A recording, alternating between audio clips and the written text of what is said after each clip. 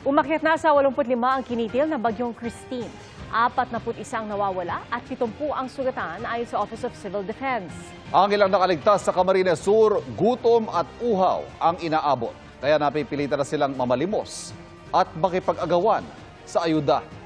Mula sa Nabua, Camarines Sur, nakatutok live si John Consulta.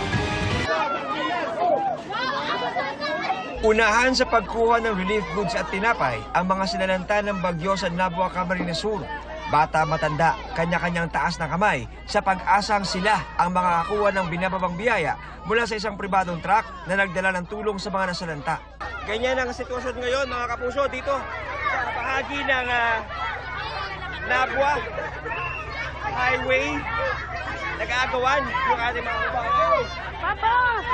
Habang inaabutan. Sa tuwing may darating na sasakyan na may dalang pagkain, napapatakbo sila. Sa ngayon, sa gilid ng highway sa Baaw at Nabua na sila naglalagi at nagtayo ng barong-barong. Ngayong lubog pa rin sa baha ang kanilang mga bahay.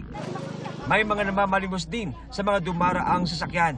Yung binutas ng asawa ko para makalabas kami dyan. Baka kami nalunod na dyan. Kailangan po namin pagkain talaga po. Humingi po ako ng konting donations. Nakalikom po ako kahit papano ng pang-donate.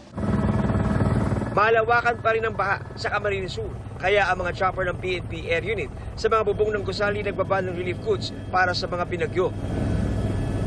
Nakapaghatid na rin ang mga otoridad ng tulong sa mga isolated na barangay sa Buhi, Kamaligan, Milaor, Baaw, Bula at Nabua. Namimigay rin ng libreng tubig sa ilang lugar sa Albay at Camarines Sur ang pulisya. Kahit walang pagkain, basta may water, magsusurvive ang tao. Lilipat naman natin yung truck sa ibang lugar na mas may nangangailangan po. Ang relief goods ng GMA Kapuso Foundation, in-airlift sa mga isolated na lugar sa Bula, Camarines Sur at Libon, Albay sa tulong ng chopper ng Air Force at Malacanang. Nagpakain din sila sa ilang nasalanta sa Binabalak, Camarines Sur at sa Tuwigirao sa Cagayan.